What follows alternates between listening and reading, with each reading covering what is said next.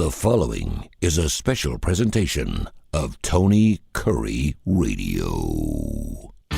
Keep your mission on your mind and your mind on your mission. This is Mission Minded with Michael Coleman. Welcome back to Mission Minded. Keep your mind and your mission and your mind. He is Michael Coleman, Heart of Alabama Food Bank. Does fantastic work down there, and I know the times have been a little tough with the tariffs and everything else going on, some cuts to SNAP, and we'll get into that a little bit later on the show. If you want to learn more about that, you can certainly listen to our next show, BBB Bite by Bite, which is specific towards the Alabama Food Bank and, of course, Feeding America and the food pantries that do wonderful work throughout the country. We're going to talk about interwork relationships.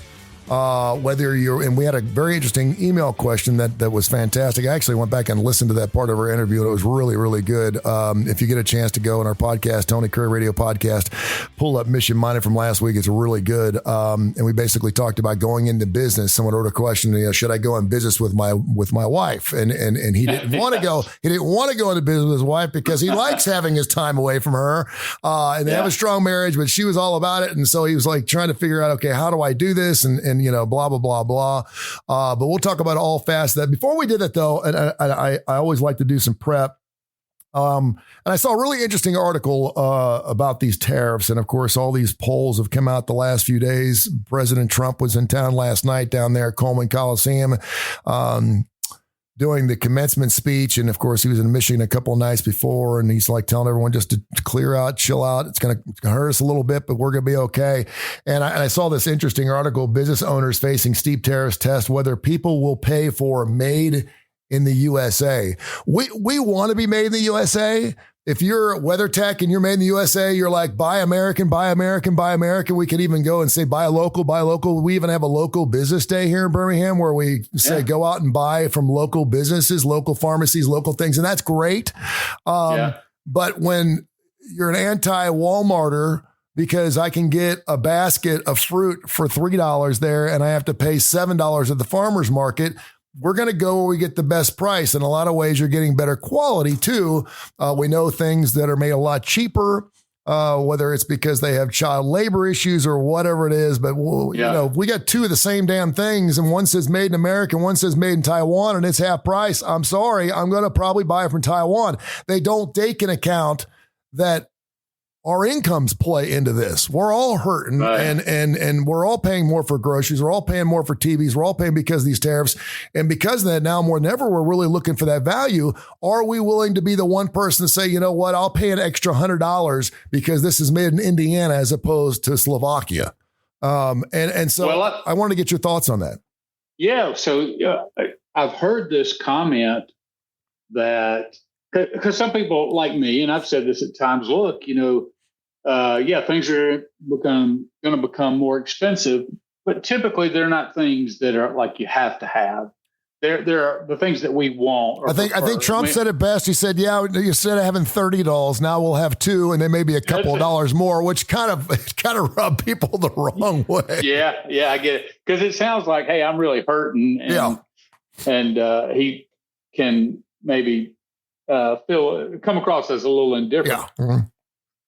But there is a point to be made that so many things, it's not just buy American, because there's so many things that are no longer made in America, because the whole manufacturing sector was given away, going all the way back to NAFTA.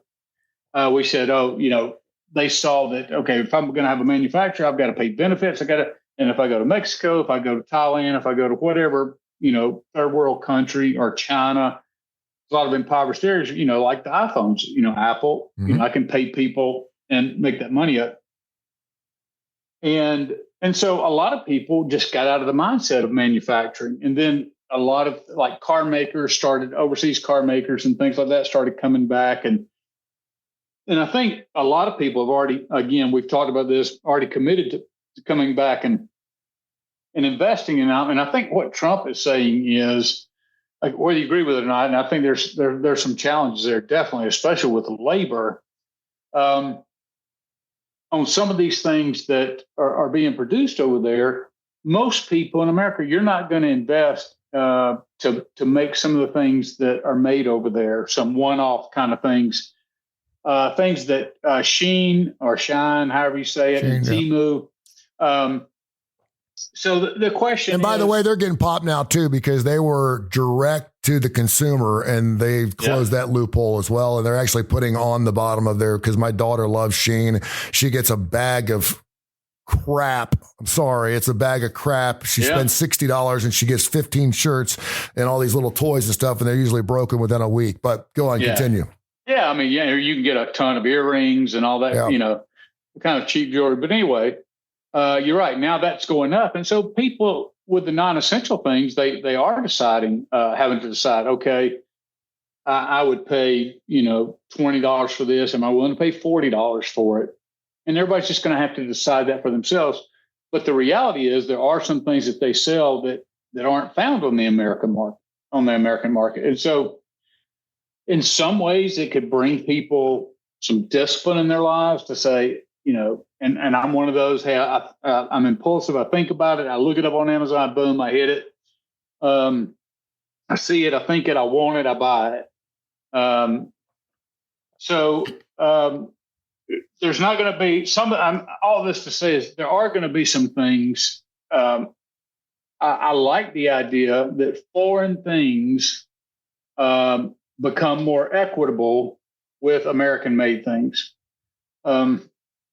And that's because I don't have a problem with the quality of American manufacturing, but nor would I have a problem if those foreign markets would give us access. But you have places like China, you have places like even Germany, and so these so-called allies and all that. For years, there was Airbus, and they would compete against Boeing. Well, Germany was financially supporting and given all sorts of subsidies and things like that, which made the playing field unfair. I feel like if the playing field's unfair, so you're just looking at the product itself, Americans are willing to fight on that battlefront. If I get beat out because of German quality they're doing and everything's fair, as fair as it, relatively, I say that relatively, and they just beat me out because they're better at marketing or they have a better quality and whatever, then fine, they win. They're the best at it. They deserve it. What I hate is people in America who are employing other Americans who are feeding their families and all those kind of things, who get beat out, not because the quality is better, not because they've been beat to the marketplace. It's because our competitors in China are allowed to come in with no tariffs or no obstacles. So they're given open access. Well, an American company can't compete with that because they don't have to pay the labor cost. So it's unfair. And the flip side of that is they're not even letting us compete over there in their markets. Yep. So it's shut off. So there's really two unfair things. And I think what Trump is trying to do is to say, look, there is such unfairness in the trade market all the way around that American companies are not, and that's agricultural products, everything else. It's not just manufacturing. But we're growing all this, we're raising this cattle, beef, chicken, all that.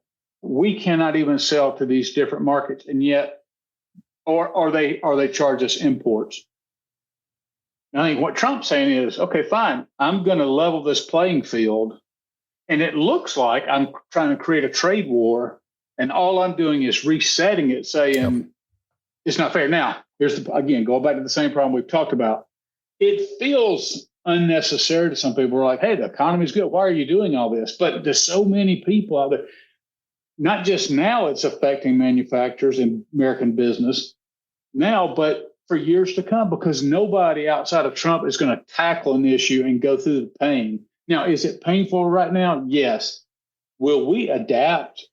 100%. Is it? So everybody then has to decide, is it worth this pain or not?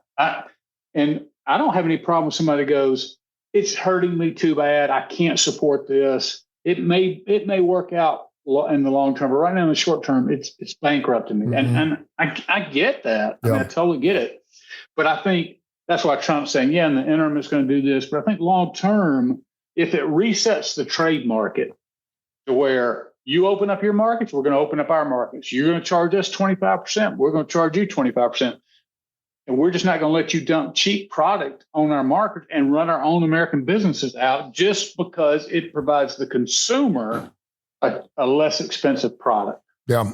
And like everything, again, this has been something that quite frankly, we've probably been screwing up on, like you mentioned, NAFTA 20 or 30 years, and it's not going to happen overnight. And I said there's a huge NAFTA supporter. Yeah. So, all right. I want to get into relationships at work.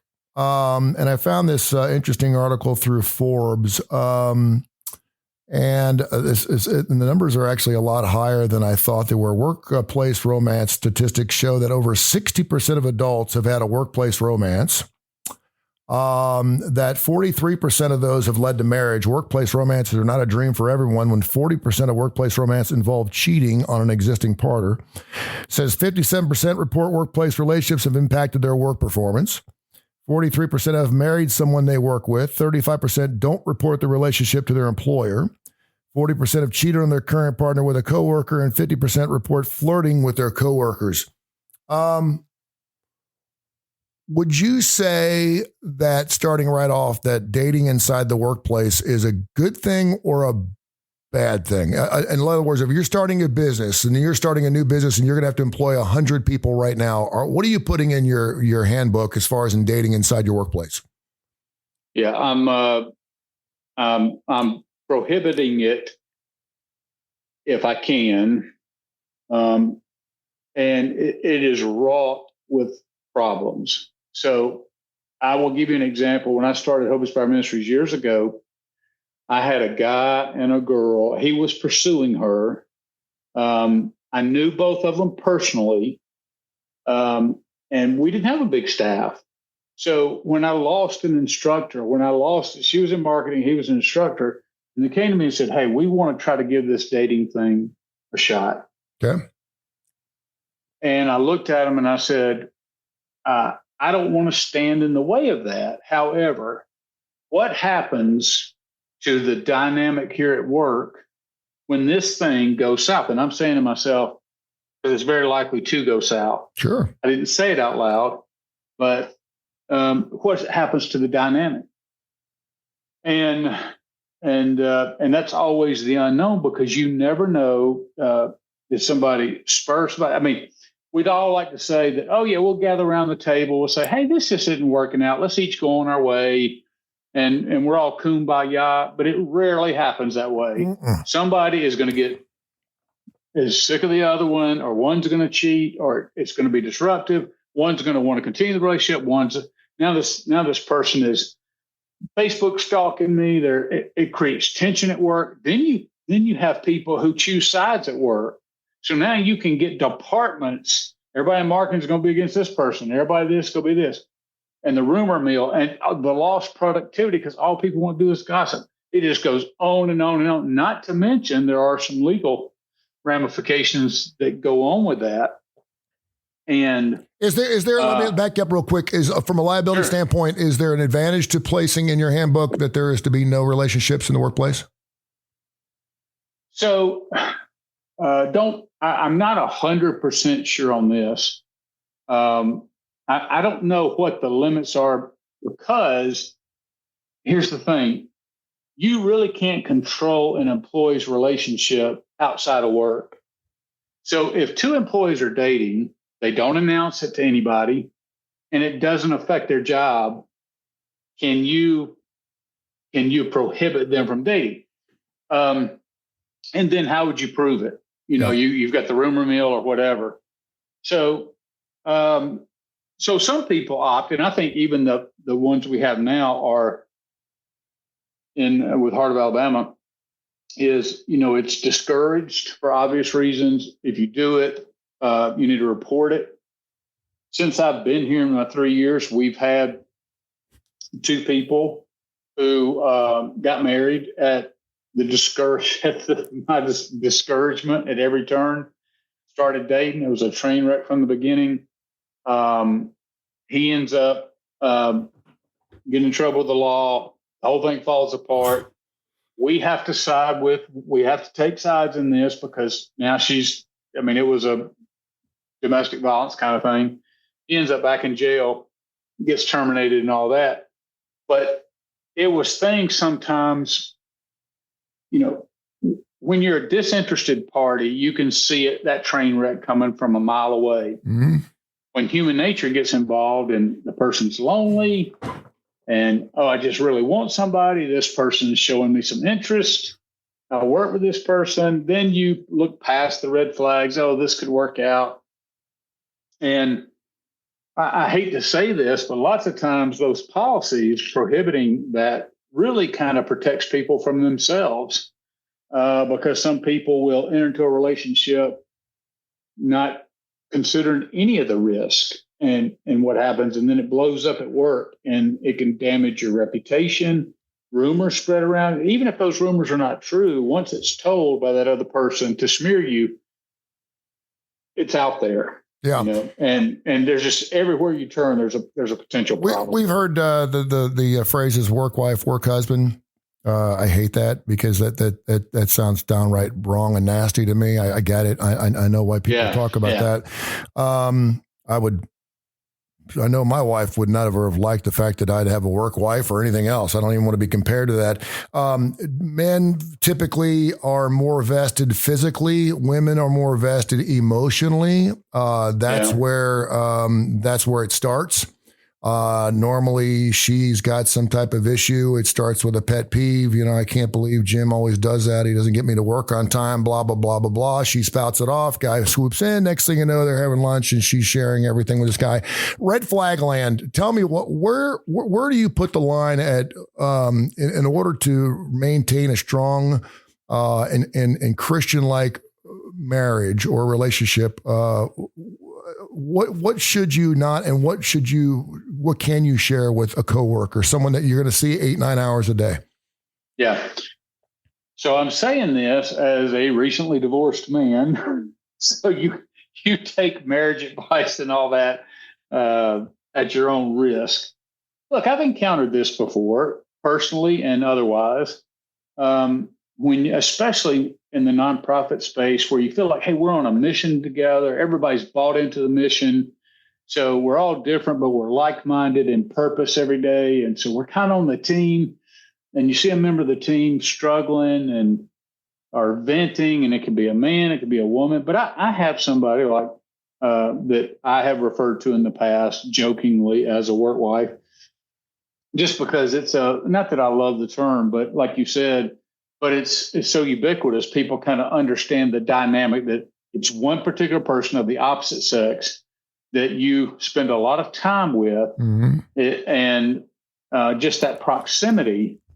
It describes it. It doesn't necessarily describe a closeness or anything, but it's just, hey, I'm working with this people, working with this person, and it's just the nature of humans. God created us to be relational beings. And so you can deal with all the all the professional stuff, but there's going to be downtimes. There's going to be, I work with somebody, so I genuinely care about them as a person. And you notice they come in one day and they're just not the same person for whatever reason. Something's going on, and we care. We're relational, and we, with the best of intentions, say, hey, is anything wrong? And we're like, it's just at home. And so it can be an awkward kind of pause, because right there is the line that so many of us get into, that so many of us cross and say things like, is there anything you want to talk about? And then once they start, and then of course we want to help because we care. We're not in love. We're not necessarily physically attracted, but we just want to help. And so we help. And then, of course, they come back the next day. How'd it go? And it just goes off. And then they'll say things. And then you start comparing their perspective to your spouse or your boyfriend or girlfriend or fiance, whatever it is. That's why it's so common in the business community, as you risk statistically, is because if you think about it, if I spend 8 hours a day with the majority of that, with a person of the opposite sex. And then I get home at 5:00 in the afternoon and I'm in bed at 8 or 9. Am I spending this? I spend more time at work than with the person I'm married to. And especially the longer you get married, everybody knows you have highs and lows. And so I don't have anything new to share with. I mean, I know everything I know about my spouse. I go home, we watch TV, we eat dinner together, whatever. But here's a new relationship. And so there's for lack of a better term, there's a freshness to it. And sometimes that can feel good. Even again, nothing sexual, nothing. It all starts with I'm not looking to cheat on my wife. Somebody's not looking to cheat on their husband. It's just the proximity, and then you find some things. Hey, this person is already on mission. I admire these things, and then you're going through the initial process of what it is to court a person. Is what it is. And I think that's why it's fun and sexy, and you're meeting another person. It's almost like you're going on a date. You don't think you are, but you are going on a date. And I will make the purpose that if I find someone attractive, I'm much more willing to listen to their problems. Yeah. If it's Martha back in DHR and she's, or DR or whatever, or human resources, and she's 63 years old and she's having a hard time, I'm probably going to go, listen, I'd love to talk to you about this, but I have an appointment. I can't. But if she's got a mini skirt on and she's in her 20s and she just got married 3 months ago, all of a sudden I'll find the time. Let me just say what a sexist pig you are. Well, and it's the truth. I mean, we can go back to the When Harry Met Sally days. Do men want to sleep with everyone? Can they be friends with girls? And the answer is no. They can be, only if she says there's no way in hell you're getting in this. And that's the way it is. And even then we won't take no for an answer. We'll just keep going and going and going until they've shared enough with us and we feel like we know them. How important do you think it is to know your mate's work force? I can remember when my ex started working with a group, I think it was called Evergreen. I think it was an advertising agency. She was out of town in Dallas. I called her one morning. She sounded horrible, and some of her coworkers took her out and got her drunk. She is allergic to alcohol. And I picked up the phone. I made my way down to her workplace. I wanted to find out who these individuals were because I knew it was a couple of guys and I know how people react to alcohol, period. And I said, you ever take my wife out again? I'll kill you. I'm not a jealous type, but it affected her work. I don't think she was upset that I did that. She was relatively new to the business. The guys that she were with were more powerful than she was. They were higher up the chain. And so I just was like, this, we're going to nip this thing in the bud right here. Because the whole idea of having drinks after work and blah, blah, blah, blah, blah. Again, I'm a visual God-made animal and I know how we work, but how important is it to certainly if you have functions at work where wives and husbands are invited, I think you should be there to show support, but I think it's good to know who your wife or your husband's working with. Yeah. And of course that's not always possible. One of the ways is you try to connect with some of the spouses or some way and identify, not to say you want people spying, but if your spouse knows that you know people at work, and that rumors can get out or they know who to reach out to, but what ideally what you want is you want a relationship. You're working very hard on it at home. And so you help your spouse see when you hear them talking, when you see certain actions, because like I said, lots of times it's the intention of a man might just be, I just want to help. There's nothing to this. And they go down, they cross the line, not with bad purposes in mind, but it just happens. And then all of a sudden there starts to be some feelings. Mm-hmm. And now you're in an emotional relationship because you stepped over 8 red flags along the way. Yes. So a spouse, talking to them and sitting down. And if you have somebody like that you think works in those environments, and you have somebody that has a work wife or somebody who has maybe a secretary or an administrative assistant or something like that, sit down and communicate about that and say, look, I'm not going to harass you. I want to trust you. But I want to talk to you about here's some red flags for me, and here's some things that I'm expecting you to lines to not cross. Now, we kind of went into our workplace relationships bad, so now we're talking about married. I mean, but you get both of those across the board. I mean, so I would talk to my spouse. I would communicate to my spouse. I would listen to them and how they talk about the other person. And that can give you some understanding if feelings sometimes are starting to be met. And sometimes you hear that, she's this, she's my work wife, she's this, and you can tell with body language when you go to functions. Mm-hmm. I tend to, even though I'm the boss, and I try to get around the room and speak to everybody, it's the people that if I'm just standing there, I'm going to stand with people that I feel more comfortable, that my personality gels with more than others. It's not playing favorites. It's just a comfort level kind of thing. And so if I have my work wife over here, or again, lack of a better term, but somebody I spend a lot of time with, and I'm over there, we talked about this. Rumors can start. And they're like, you know what? I see Michael. And then you go to a social, and there's Michael standing by this person, You start running into them in places outside the workplace. Yeah. Well, that's the kind of thing that this leads to why it's so problematic, not just for two people. So let's talk about it from a hierarchical perspective, where you have a position of power at work. And that's exactly where I wanted to. Somebody else. And I was gonna call it the Clinton Lewinsky angle here, and a lot of people don't understand that Monica Lewinsky was taken advantage of. She freely did what she wanted to do. Don't get me wrong. I'm not saying that she was not, but I mean, he certainly had a source of immense power, if not the most powerful man on the face of the earth. Sure. The fact that she got a chance to be with him, I'm not saying I wouldn't sleep with Bill Clinton if I had the opportunity. So talk about that a little bit and how important it is, because there's huge red flags on both ends. First of all, it could end the job for the superior, for the person who's got the power. And certainly if you start doing things for that person that is below you, and next thing you know, they're getting promotions when other people should be, that could bode well as well. Yeah, well, first of all, now I'm forced to get this visual out of you and Bill Clinton. So that may take me the rest of the show. Hey, let me tell you something. I'll tell you something. I may seem distracted. We had a news gal, and her name's Lisa Holyfield. She's a friend of mine. She went by Roxanne. She did not like Bill Clinton one bit. She loathed this man. And this was after the post Monica Lewinsky thing. And she got the opportunity to go to the White House along with 50 other reporters around the country.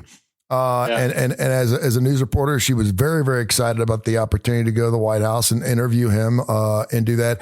And she came back and she was smitten. She's like, I get it. She's like, she goes, I fought it so hard, Tony. She goes, but I get it. I could see where within an hour, he just had that charisma. And then you throw in the fact that he is the most powerful man in the world. Who wouldn't want to be with him? Yeah. So, but when it comes down to it, he puts his pants on just like you and I do. Yeah. So if you have, as a supervisor, if you have begin a relationship with a subordinate, you are opening yourself up wide open to legalities, because here's the thing. No matter what she claims. All right. So let's say this starts to go bad, and let's say it's a normal relationship, and let's just say you get into it and you find out it'd be somebody that you were dating, and you say, we're just not jiving. Hey, I think it'd be better if we went our separate ways. You do that on the job. Now you don't know what she's recorded, what pictures she has, what compromising positions. You don't know. You got text that you thought it was perfectly fine to send. And now she's going to tell a story. He or she could tell a story, and then they've got that over you. Mm-hmm. And so you're like, well, he can't fire me. If he fires me, I'm going to EOC, or I'm going to file a lawsuit of sexual harassment, or say he influenced me. I'm going to tell the story differently. And once it becomes public, and then in my case, it'd be board of directors, but it could be a company's board of directors, or it could be somebody higher than you within the company. you're like, wait a minute, you're bringing this happened at work. You're bringing expense from lawyers, and you're too high of a risk. Then you get fired, and now you've got it's going to get out, and there's whispers, and people don't see how quickly those things can snowball. And if you reversed it, if it's the worker that spurned you, then especially if they said unkind things to you, to other employees, I've seen people in power positions use that power, say, I'm going to terminate you. And they start building a case. And so it looks like retaliation for breaking up. Again, right back into this legal mess. At a minimum, you're talking about a discomfort, because not only are people going to know that you dated that person, but so that erodes your trust, your credibility. So even if you stay in that position, even if it doesn't become legal, people are going to look at you with suspicion. It's going to hurt their ability to trust you and even take you serious to some point. Or they may think every time you come at them with a question, you're just trying to conduct business, but like, is he hitting on me? I mean, it really damages a relationship, and it's simply not worth it. No doubt. Great stuff, Michael. We appreciate you. info@TonyCurryRadio.net. I'm sure this will bring in some emails. I have no doubt. And so maybe we'll get into some of those next week, and I can't wait to get some of those too. info@TonyCurryRadio.net. info@TonyCurryRadio.net. Mission-minded. We'll do it again next week. Coming up here next on our broadcast network of stations here on Tony Curry Radio, and of course, wherever you get your podcast, Bite by Bite, which is specific to the Heart of Alabama Food Bank. Can't wait to see what we're going to get into next right here on Tony Curry Radio. Thank you, sir. Enjoyed it as always. This has been a special presentation of Tony Curry Radio.